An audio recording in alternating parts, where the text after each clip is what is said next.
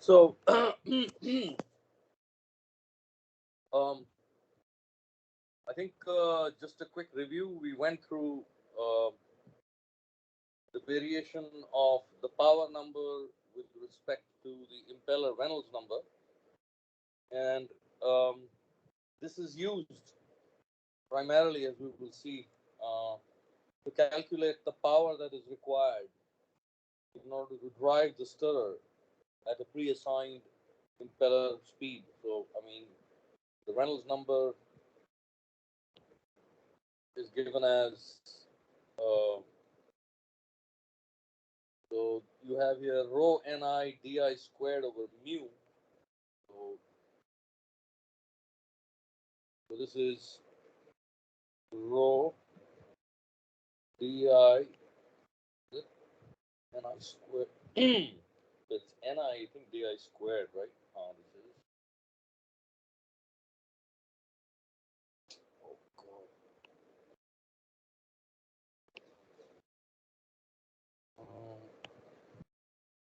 This is rho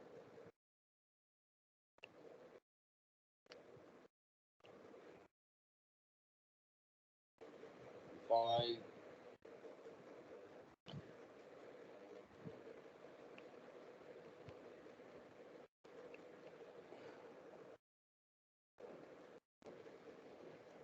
And NP prime, this NP, the power number, it is defined as P0 over VI divided by um, rho VI squared.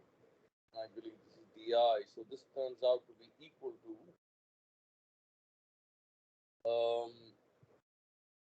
this was P0, if I remember correctly, divided by rho times N sub I cube DI to the power 5. So the way you use it is if you're given N sub I and D sub I, you can calculate the Reynolds number.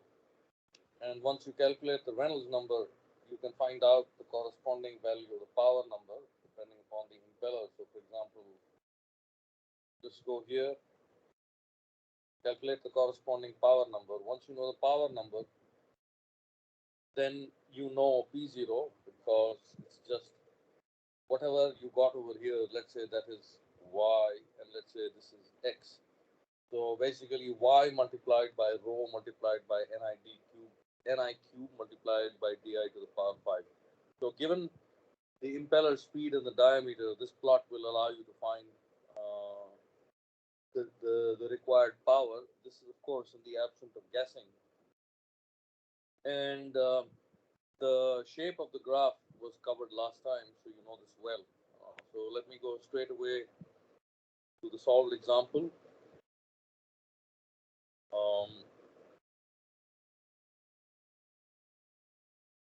so this is a typical um, example of the power requirement, which will follow exactly what I have just explained to you. So this is basically calculating the power required for a given impeller speed, right? So they've given you in this problem, it says the fermentation broth with viscosity 10 to the minus 2 Pascal seconds. So this is in MKS units. If I remember correctly, the viscosity of water is 10 to the minus 3. So this is a fairly viscous fermentation broth. Um, and the density is again that of water. It is agitated in a 50,000 liter tank using a marine propeller. This is the downward pumping propeller, which is 1.3 diameters in diameter. So notice they are not giving you here the height of the tank. Instead of the height of the tank, they've given you the volume of the tank. You can estimate from the volume and the diameter, you can estimate the height of the tank. Um, the tank geometry is as specified in figure 8.29. This is the figure in which typical dimensions were given, if I recall correctly. Um, so calculate the power required for a stirrer speed. So notice N sub I is given to you. and d sub I is also given to you. So this is n sub I, and here is d sub I. Both are given to you, and you've been asked to find the power number. So in this case, you calculate the Reynolds number. This is n sub I. This is d sub I squared, and this is rho, and that is mu. So this is just calculating. This turns out to be 10 to the power 5. Since this is 10 to the power 5, which is greater than 10 to the power 4, we know that the flow is fully turbulent. So calculate the Reynolds number. If it is bigger than 10 to the power 4, we know that it is fully turbulent. If it is fully turbulent, then we know that the power number n sub p is basically, since it's fully turbulent, this is going as np, np goes to np prime. Or since np is defined as p naught divided by rho d sub I cube n sub I to the power 5, then basically P is P0, this is actually P0, uh, is basically the NP prime number, which they have found from table 8.1. So as I told you in table 8.1, they have compiled the values. So these are the numbers of NP prime right here for the various impeller types. You could actually use either the graph by going to figure, I suppose, this one here, number 3. This is for a marine impeller.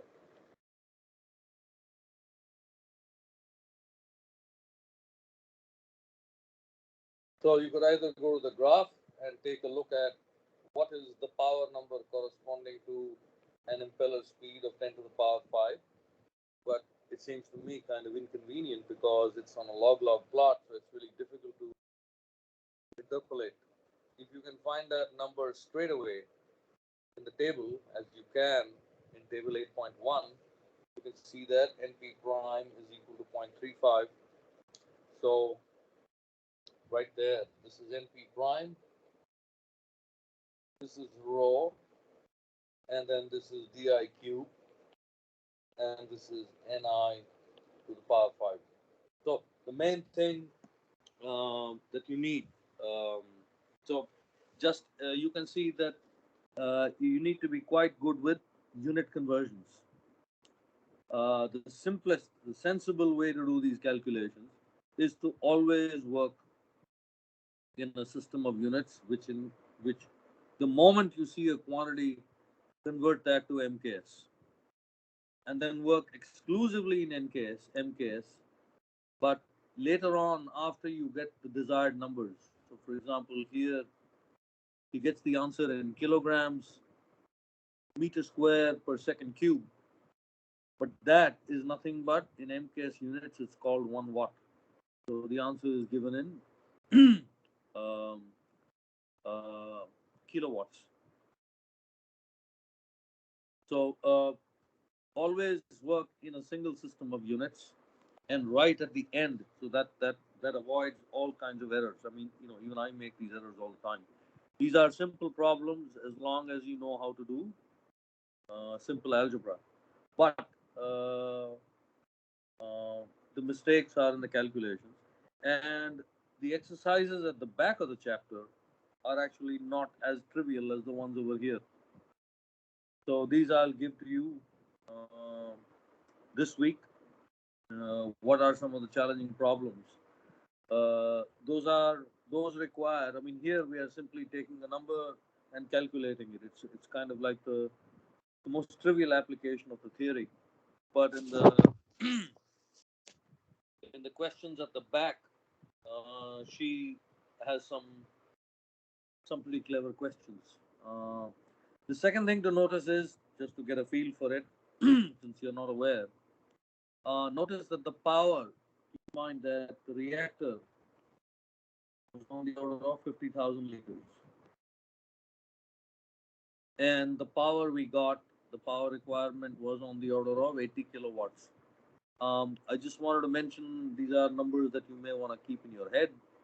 Uh, in typically lab scale reactors, the volume is on the order of 1 liter, and P is on the order of 1 kilowatt. This is the power that is being used in, in a lab scale reactor. So these are just part of learning a subject is having some feel for the numbers in that course. Okay, so I think that takes care of the numerical part of it. Um,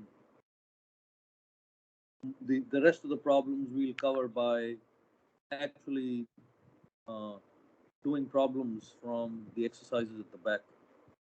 So returning now to the lectures, what we have found so far, and notice I always use the notation P0, and that is because, let's repeat it once again, this is ungassed power requirement. So this is the power requirement if this is not, so I shouldn't say power requirement, this is, you can say power draw. I mean, how much power are you drawing if this is the condition under which you are, which is the same thing. I mean, the power draw is equal to the power required, I guess. Okay, so now the point we want to get to is what happens if you have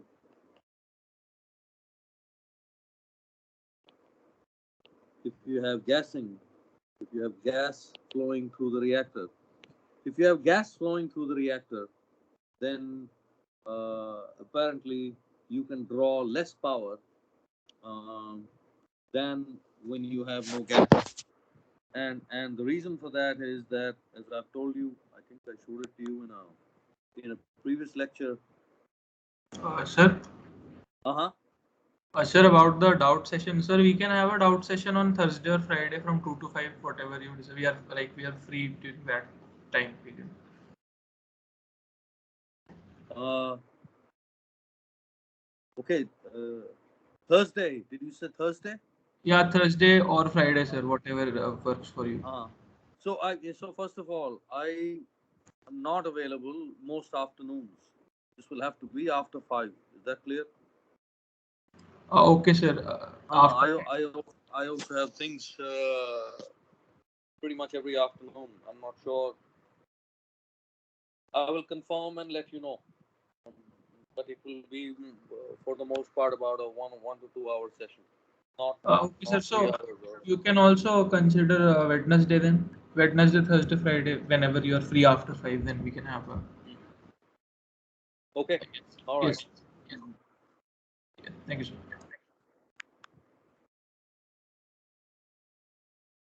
I think I've shown this to you. This is maybe I should refer to my.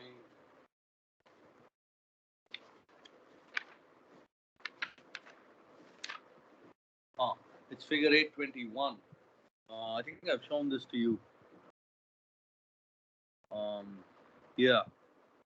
Uh, I mean, this figure also is showing you the same thing. Changes in the cavity structure behind the impeller as you change the impeller speed and the gas flow rate. So you can see that if you keep constant impeller speed and start increasing gas flow rate, large sort of gas cavities develop behind the impeller, as a result of which uh, the power draw apparently you're not very efficient at transferring power from the impeller to the to the liquid, because there is a kind of a cushion of gas that sits between um, the impeller and the liquid. So because of that, this is the um, trying to see here.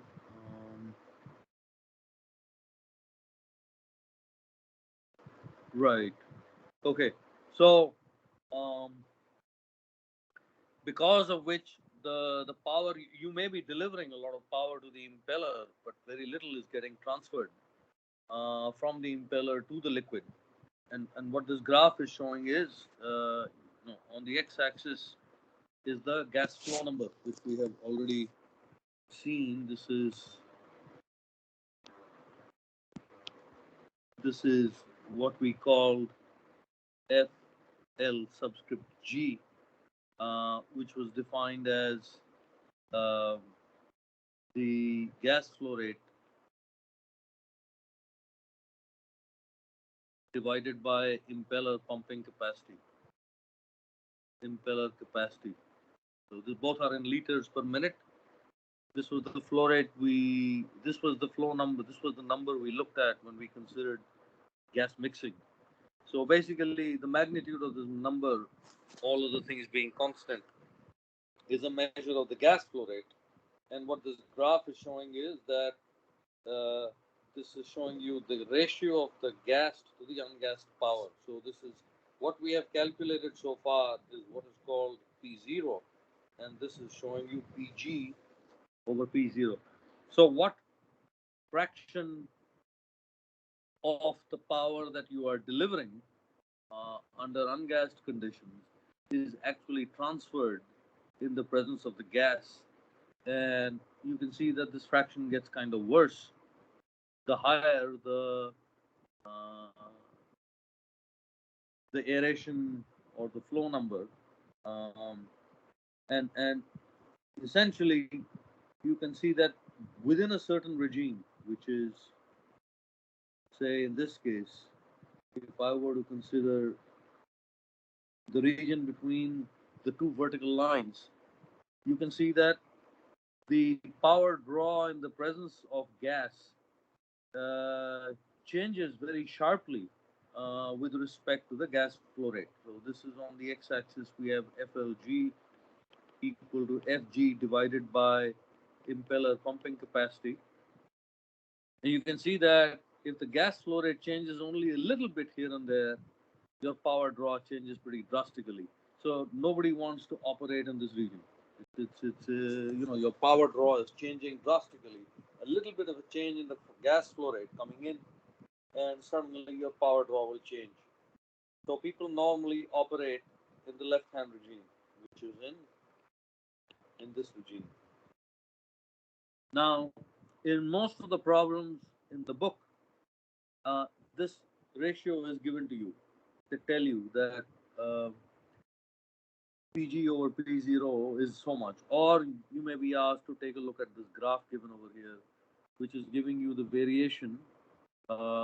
These graphs are giving you, so this is A is for Rushton impeller, B is for the pitched blade turbine, and C, this is the lowest graph, is for the pitched blade turbine, but it is pumping upward, So you tilt the blades in such a way that when they turn, they push the liquid up instead of down. So most of the problems you'll be using uh, this kind of data. Uh, but there are, I think, correlations available in the literature. Maybe I should just give it to you. One of these correlations, which is basically, this is, let's see.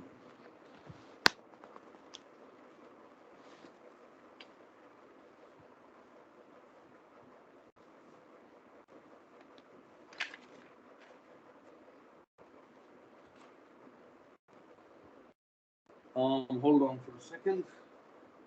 There it is. So this is the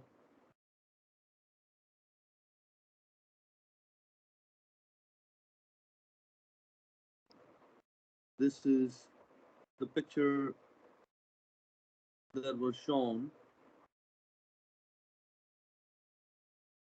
for the Rushton turbine.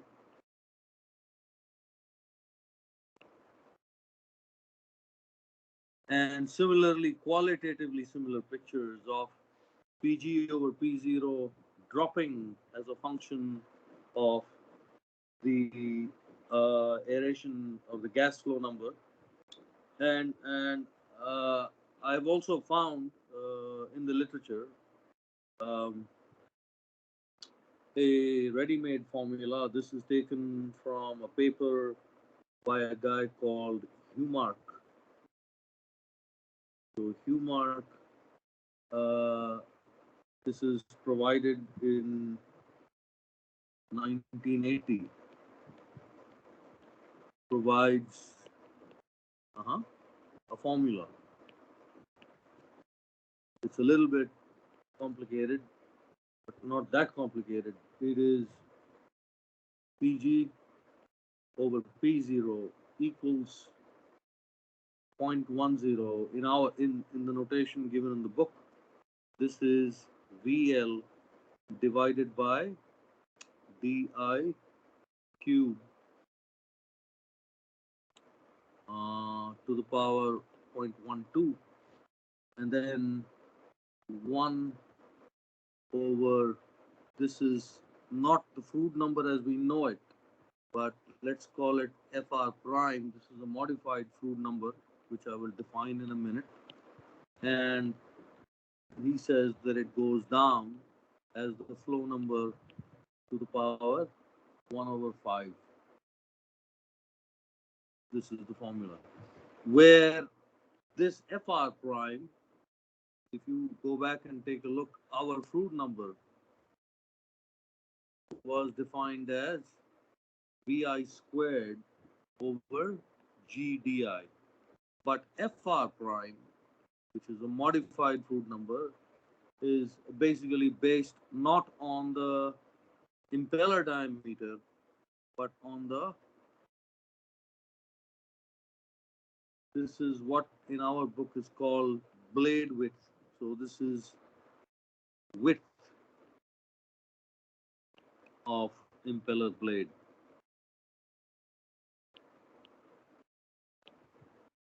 So you can just check the figure that shows the dimensions of all the things. So instead, the only difference between the only new thing here is that instead of the normal Froude number, he's using what is called the modified Froude number.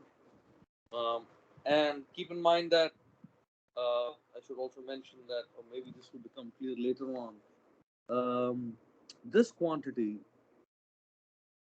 is actually a constant during scale up.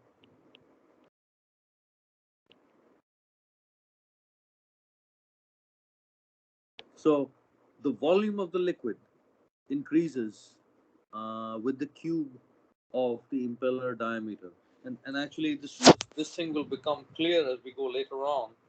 But really the reason for this is that whenever you do scale up, since geometric similarity, and I'll explain this term in a minute, geometric similarity is maintained during scale up. So what that means is that when you go from a small scale reactor to a large scale reactor, you always maintain all ratios as constant. So for example, I mean, HL, which is the height of the liquid, everything divided by the tank diameter is always the same. So for example, all these quantities, HL over dt, di over dt, Ci over dt, all these lengths, these are constant over scale up. And that means that if you increase the tank diameter by a factor of 10, also increase the height of the liquid by a factor of 10. You increase the impeller diameter by a factor of 10. And so what that means is that basically um, the volume of the liquid is actually proportional to, you can take any, no, maybe we can see it right here. You can write VL over DI cube as equal to VL over DT cube, right? And multiplied by DT DI DT over DI cube. And it turns out that in scale up, this is obviously constant, right? As you increase the volume of the tank, it will go up as the cube of the tank diameter. And this proportion is constant. So this number is constant over scale up. And the rest of the formula is giving you the variation. So the main thing you want to remember is that Pg over P0 decreases as 1 over the fifth power of the, so in this graph, if I put a bracket over here, then this graph that you're seeing over here apparently follows, according to Humark's formula, this decline is as 1 over this to the power 1 over 5. Okay, is that I'm moving fast here, but this is a long chapter, and I think most of the interesting stuff is in the numerical problems. The rest of it is fairly empirical stuff. So, does that, any questions so far? I mean, anything that really stands out that you need to know, or is everything clear so far?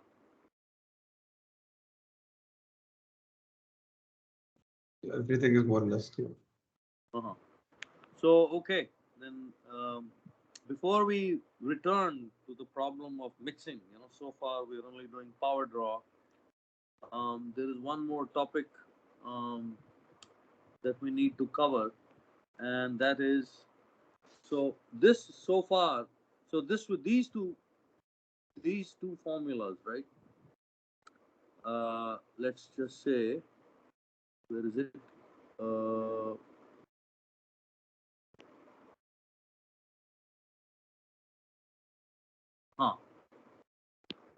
This is, let's say, formula 1, and this is, let's say, formula 2. So this will actually immediately give you, I should write down, this formula will translate to P0 is equal to,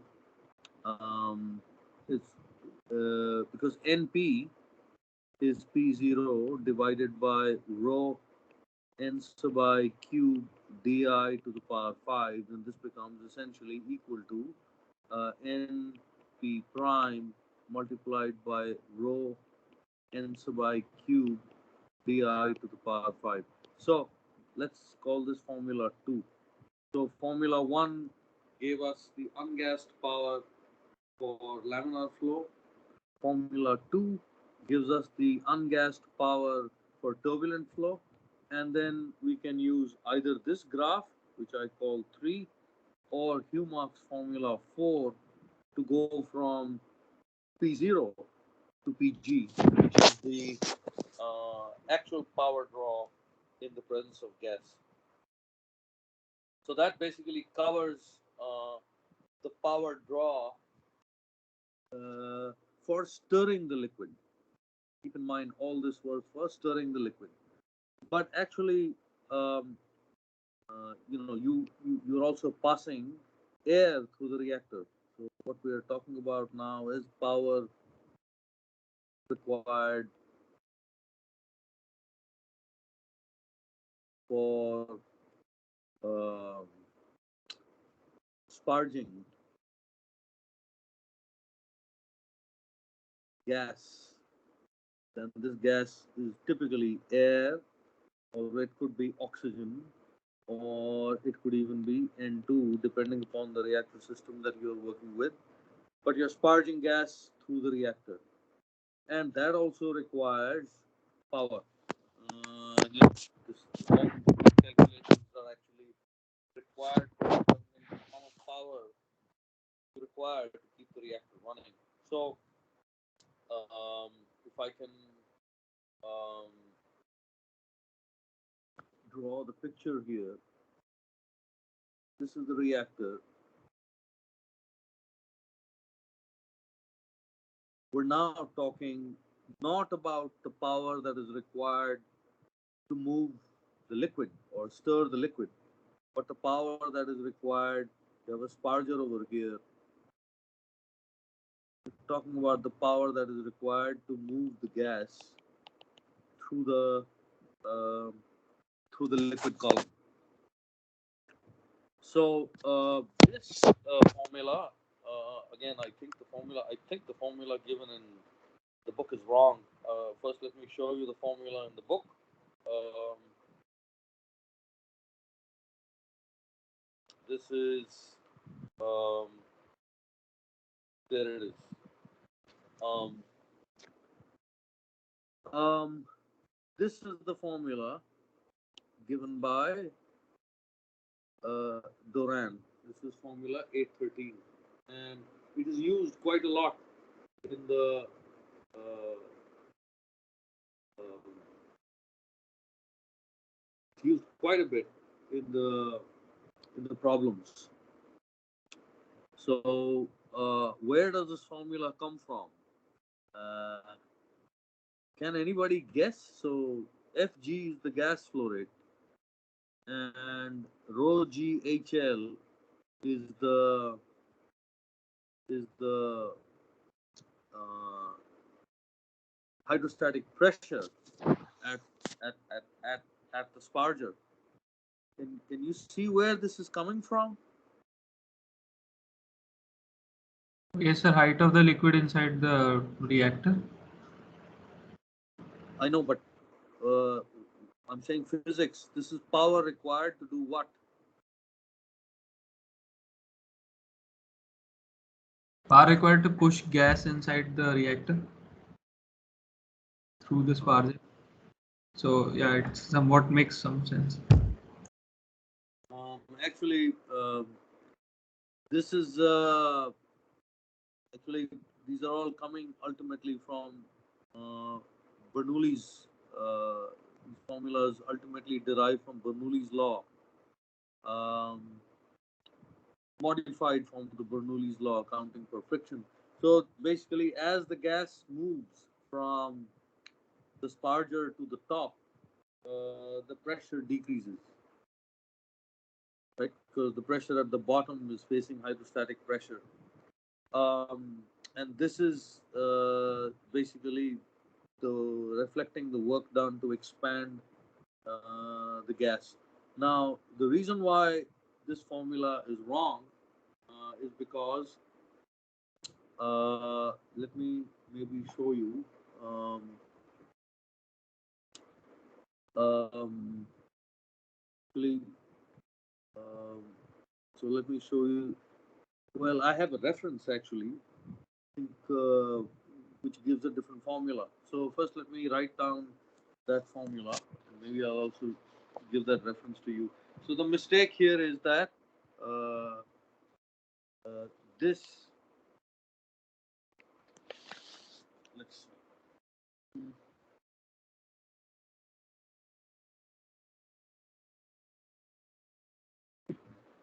Okay.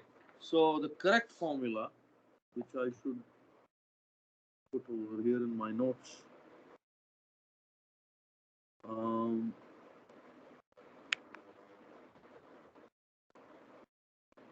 so the correct formula, I forget what the notation she was using.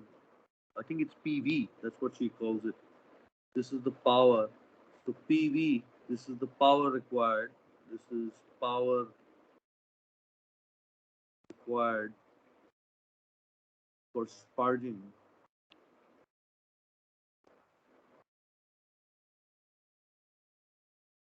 gas. This is actually, that guy gives the formula. This is actually taken from a paper by Brown in, yes, it says 1977. And that is Fg, and he multiplies it by RT ln of Pi over P0, where Pi is the pressure. This is the pressure, he says, over here. The pressure here is Pi, and over here the pressure is P0, right? So these two are related by the formula. Pi equals P0 plus HL rho G, right, per hydrostatic head. But notice that he's getting a RT, ln, and so on and so forth. So basically this is equal to Fg multiplied by, and I'll explain this in a minute, RT ln of. So Pi is P naught plus HL rho G divided by P0. This is the formula from Brown. And take a look at the formula given by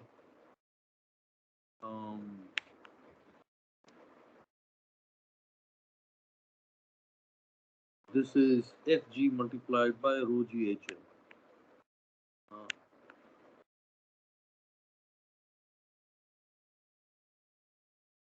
Fg multiplied by rho G HL. This is the formula given by Duran.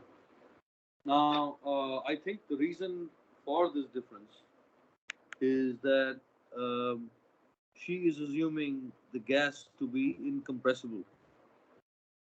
And the reason is that if you go to actually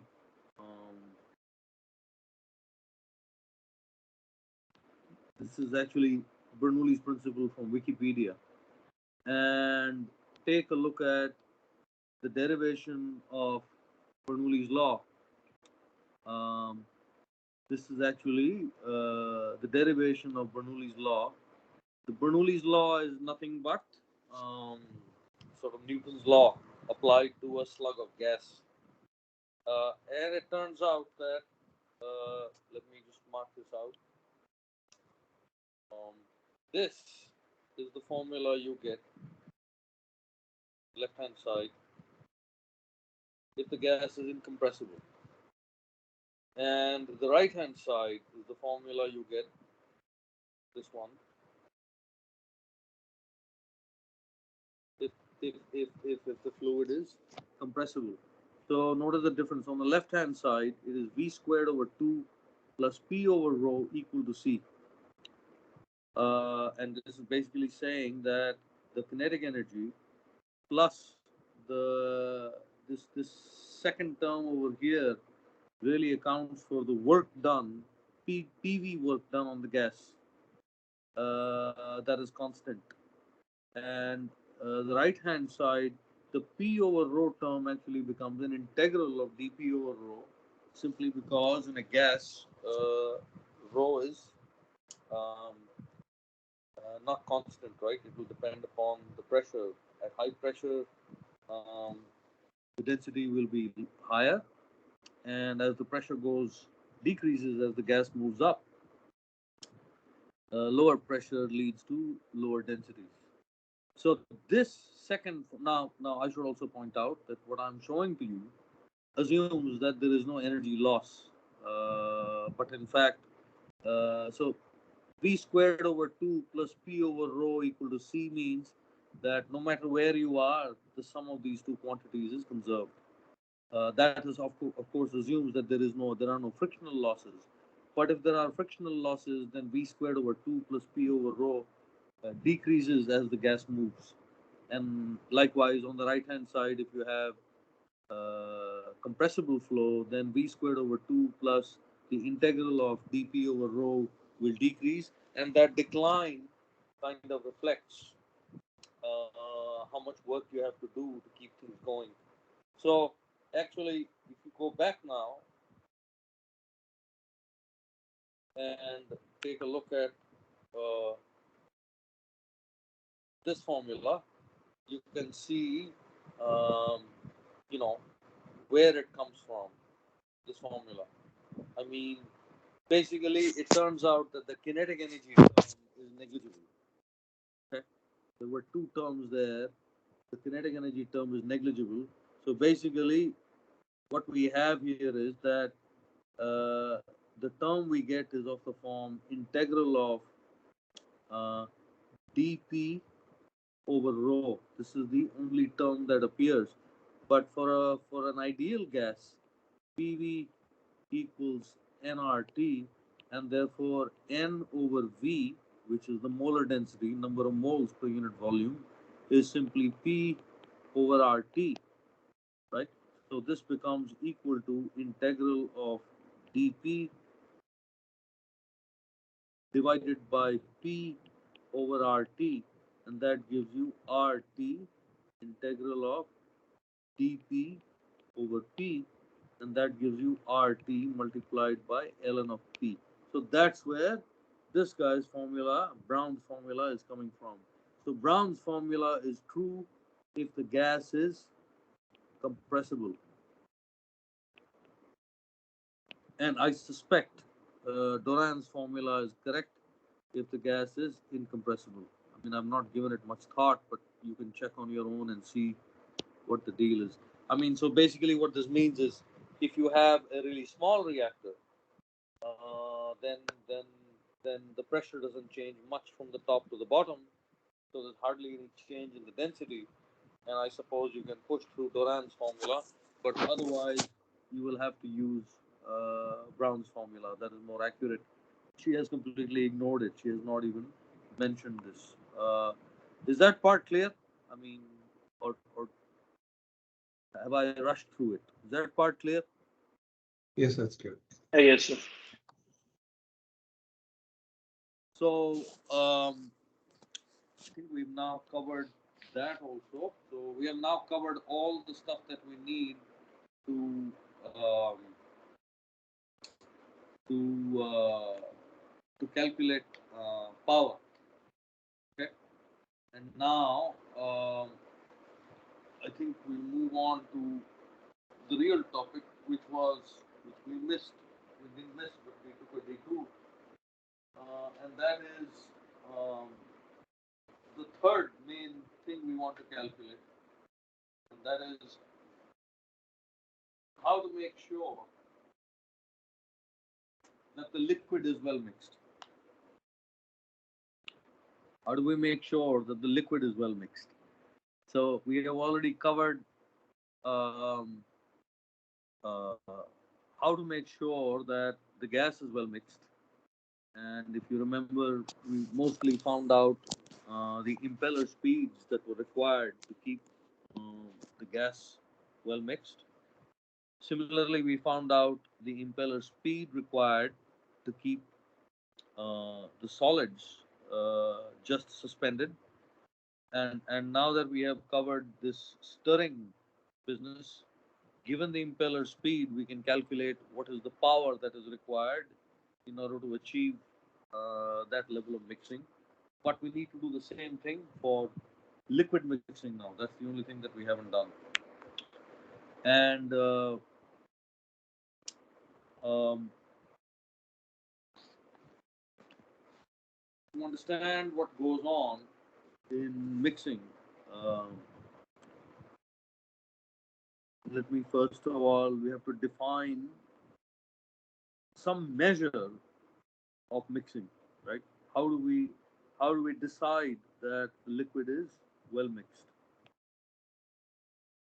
So we're now moving on to the topic of uh, essentially criteria. to ensure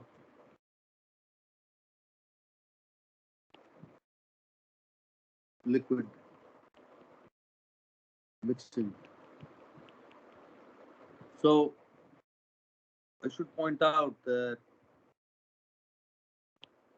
to those, not sure that the people in the department are that way, but to those that are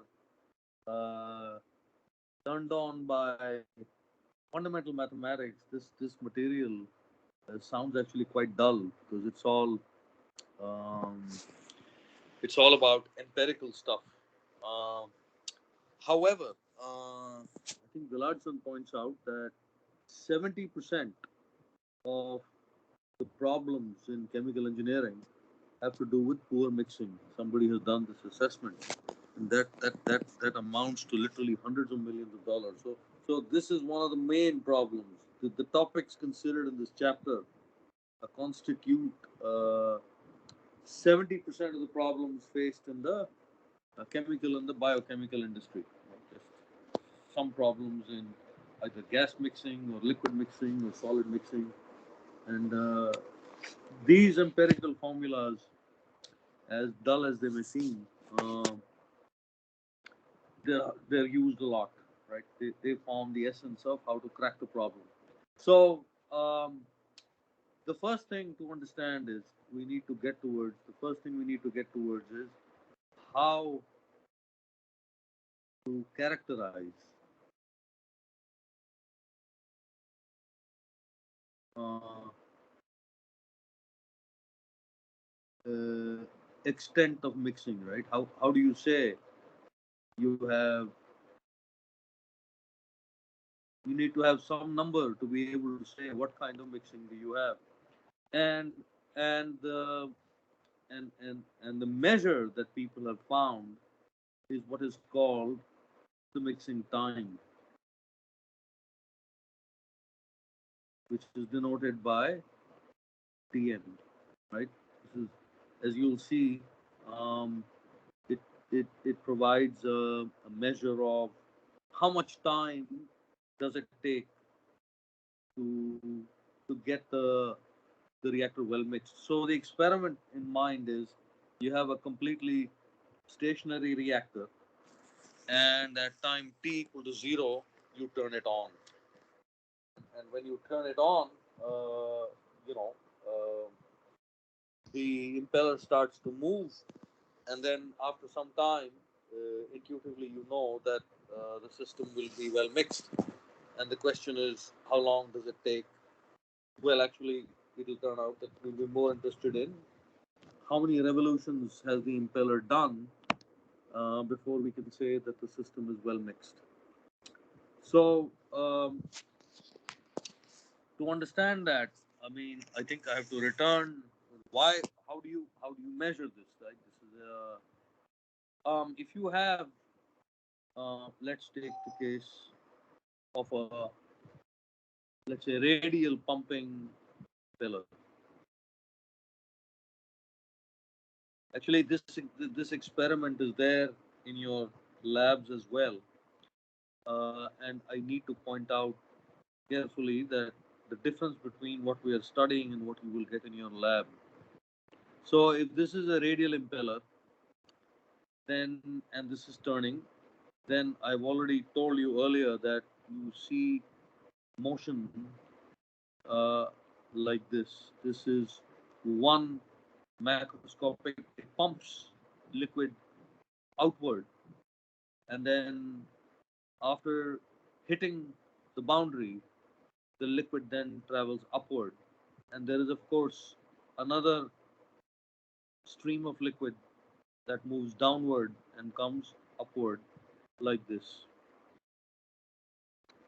Okay, so and similarly you would have another pattern. So this is actually for radial impeller, but I think I already showed to you in the first or the second lecture that uh, you know there are downward impellers, pumping impellers, and in that case the liquid gets pumped downward. um, Now, given these flow patterns, you can see that uh, suppose you put a sensor over here, a sensor, and this could be like a small color sensor, for example, right? It's a kind of a spectrophotometer. And let's say you inject over here. So this is the point at which you have the sensor, and here, let's say you inject a pulse of red liquid. So a pulse means like a very small quantity of red dye. I should say red dye, right? Which is have more or less the same density as the water. So like basically it's water plus a very tiny amount of a red colored liquid, red colored dye. So and the sensor will pick up. Well, what will happen is that as this uh, you know little ball over here, every time it comes and hits the sensor, which I'm showing in green, um, you will see a spike, correct? But this red ball will rotate around and round and come back to the sensor. So essentially, what will the sensor reading look like? By over here, this is time, and this is the sensor reading, which is picking up. The sensor reading is picking up essentially intensity, red color intensity as a function of time. Okay, so let's say we start the experiment at time t equal to 0. Then you can see that after a few seconds, when the red circle reaches the sensor, you will see a spike. So basically, the sensor will show the following reading. The sensor will be kind of like this. But then as soon as the pulse or the bolus reaches the sensor, you'll see a spike. That spike will last as long as this guy is there, and then it'll move away, and then it'll come down again, and then again after a while it'll go up. But now it will have spread a little bit too, because the bolus will have done a full circle before it comes back to the sensor. So the around, second time it comes around, yeah, it will.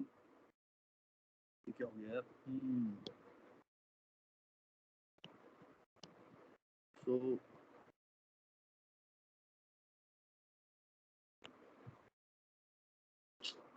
mm, okay, so the second time it comes around, it will be a little bit wider. It will be like this. And then the third time it comes around, it'll be still wider, and so on and so forth. Is that part clear to you? Yes, sir. So now, Yes, sir. So basically now the circulation time, the time, this distance between this distance. So this is a damped periodic function. It is not a periodic function, but it is nevertheless periodic. And this quantity is called, it is denoted by T sub C, where this T sub C, not surprisingly, is called circulation time.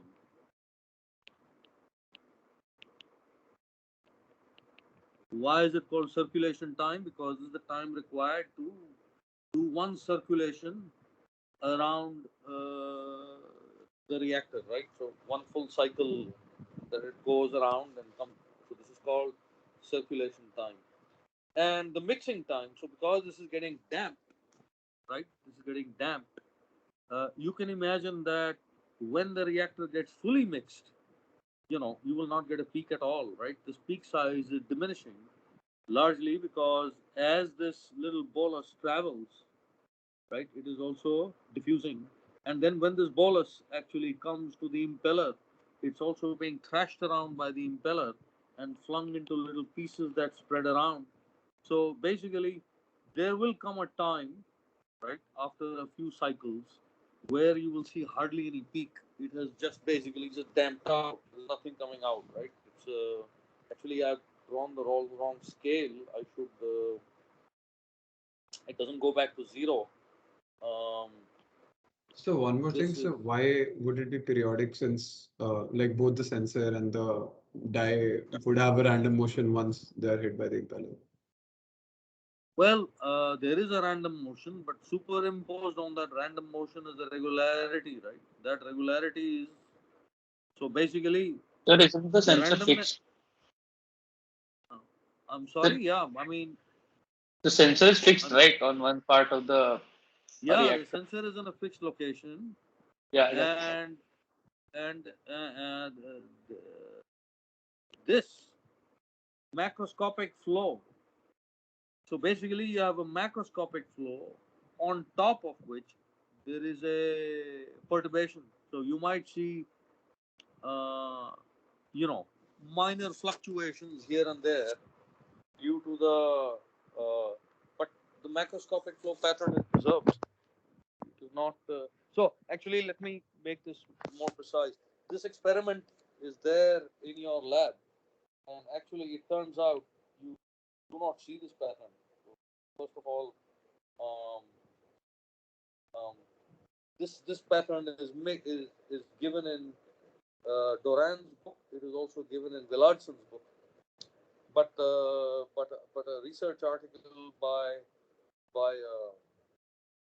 um, sort of leading researcher in this area says that when you do the experiment, you actually get exponential decline. That's all you see. Um, Basically, if you do the same experiment, maybe I should show it on the same graph. When you do this experiment in the lab, what you find instead is actually something like this. You'll see your graph will look actually like this.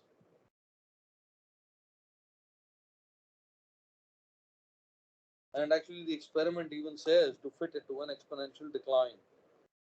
So, I think this is my speculation that in this macroscopic circulation pattern will only be observed in very large reactors, like 1,000 to 2,000 liters and above. If you have like small reactors, they typically get mixed pretty rapidly, and this periodic pattern simply does not appear. Uh, in any case, in your lab, this is fitted to e to the power minus t. Okay, minus I should say, corrected. It should be e to the power of some constant a times t. And then basically you say that if it has gone down to such a small value, then I shall say that it is well mixed. But for people who claim that they see the circulation time, the mixing time defined as, now that we know how to measure the circulation time, the mixing time is to a first approximation defined as 5 times the circulation time. And the logic behind that is that once the fluid packet has done about 5 cycles, you can see that the amplitude of the peak is decreasing, indicating better and better diffusion, convection, and mixing. And so by the fifth cycle, we can assume that the fluid is well mixed. So this is the way you define the mixing time. It is 5 times the circulation time, but I should add those instances in those instances where the damped oscillation is observed.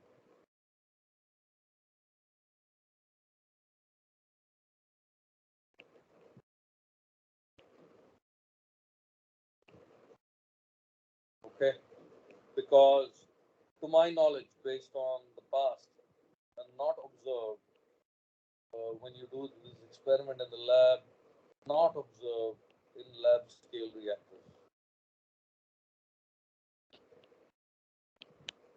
Okay, so now that you know what the mixing time is, now let's get to the quantification.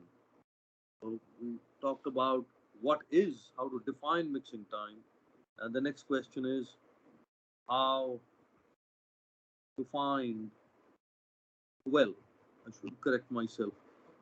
Experimentally, you know how to find the mixing time, but now we are looking at theoretically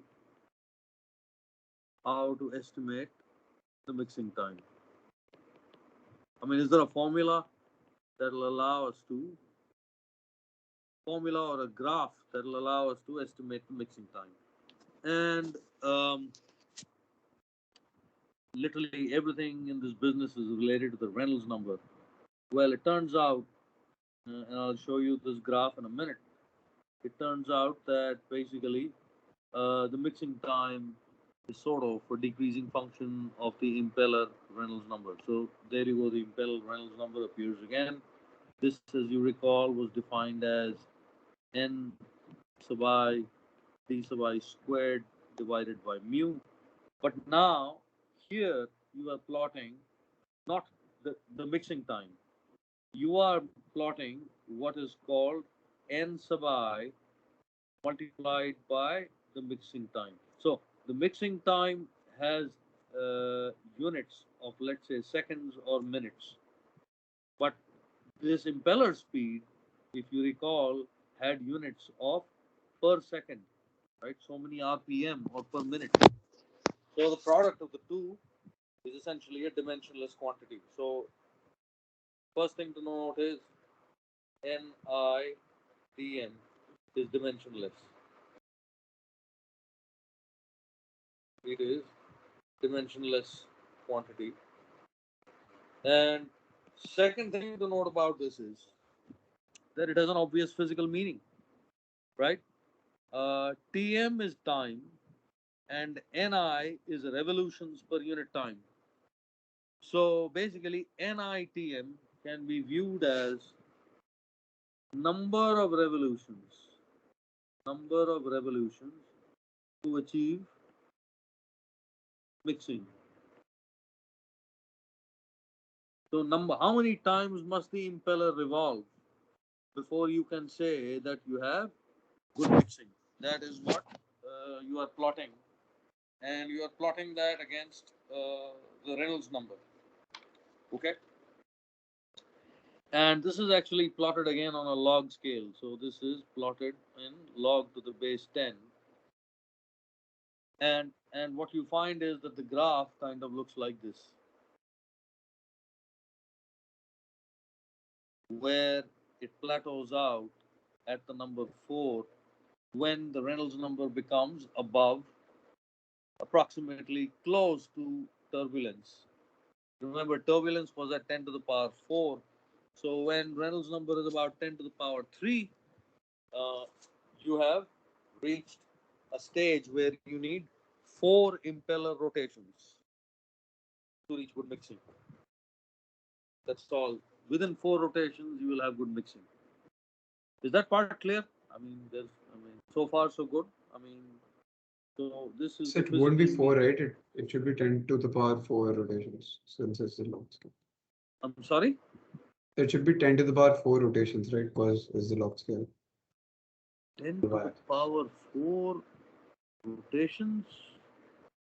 So since the log to the base 10 of NITM is 4, so NITM should be 10 to the power 4. Oh, no. I meant this is by log scale. I mean, on a log scale, you can put normal numbers too, right? You follow what I'm saying? Right. Yes, sir. Jeez, man. I mean, so I draw a log scale, right? This is my 1 This is 10. Do you follow what I'm Yes, sir. saying? Yes, sir. Yes, sir. Ah, Yes. Understand. so that's what I meant. So this is shown in figure 836. So this is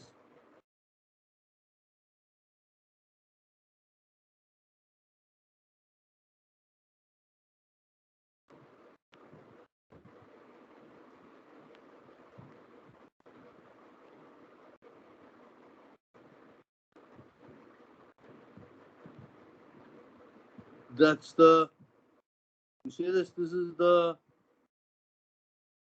graph that I just told you, showing the circulation time. Okay,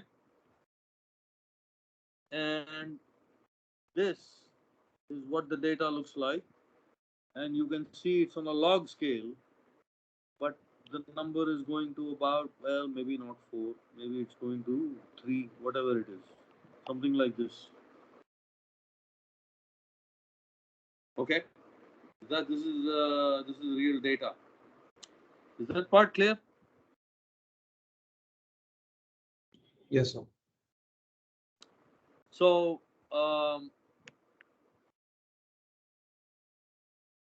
now it turns out that you, you, you can actually, this is actually, you can, I don't think that this is very important, but I guess I need to do it. Well, people have shown how this comes about, right? I mean, so you might sort of wonder, where did this uh, so we can actually understand why this happens, right?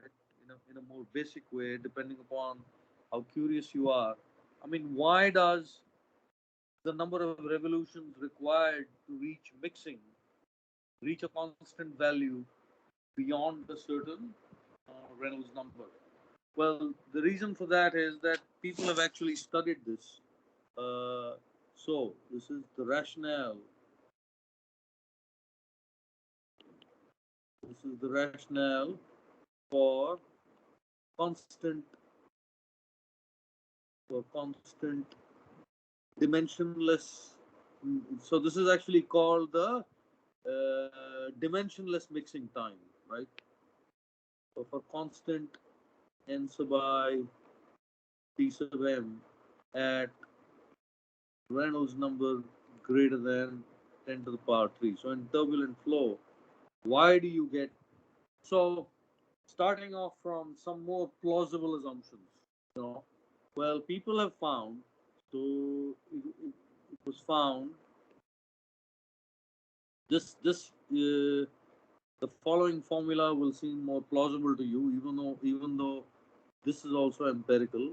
So it was found that if you take a look at just the mixing time, right, that is inversely proportional. Actually, the exact formula was 5.9 dt, tank diameter, to the power 2 over 3, right? Uh, Multiplied by, this formula is given in the book, and here is the key parameter.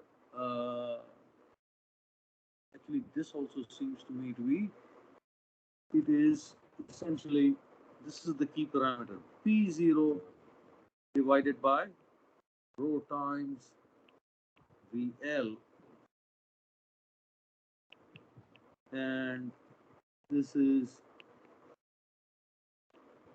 now you should not have too much trouble accepting this formula at face value, because what is this saying?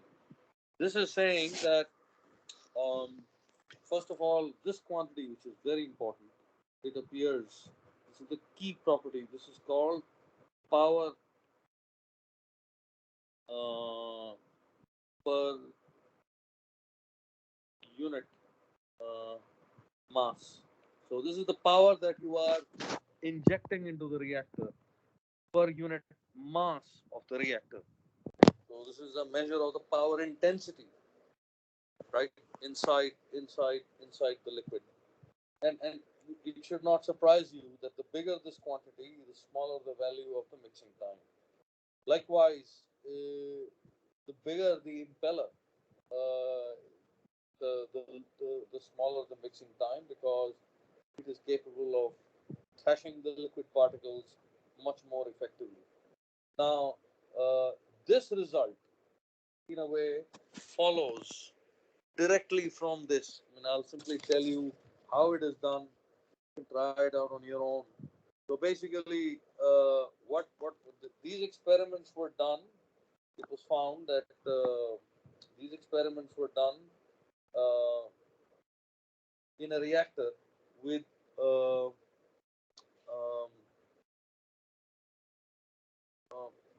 HL equal to dt. So the height of the liquid was equal to the tank diameter. And the second thing is and turbulent conditions. Turbulent flow. So under these conditions, this was the formula they got. And now you can easily check that this will give you exactly the right formula by using just expand this out. So the first thing you do is A, right? You find the VL, right? Find VL. And since VL is equal to, this is the tank diameter, is actually equal to pi multiplied by the tank diameter, right? Pi dt squared over 4 multiplied by HL. But since HL is equal to dt, this is simply pi over 4 multiplied by dt cube. And the second thing is, you know that in turbulent flow, P0 is essentially equal to NP prime multiplied by rho n sub I q n sub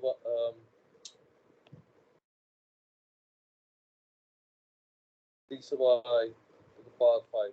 Just insert these two quantities over here, do all the manipulations, and you will quickly find that basically when you do the manipulations, you will arrive at the final formula. Tm is equal to 5.4. Actually, I'll put the exact formula. You'll find the formula 5.9, and this will be 5 over 4 to the power 1 over 3, and this will be 1 over NP prime over NP prime to the power 1 over 3, and then you get 1 over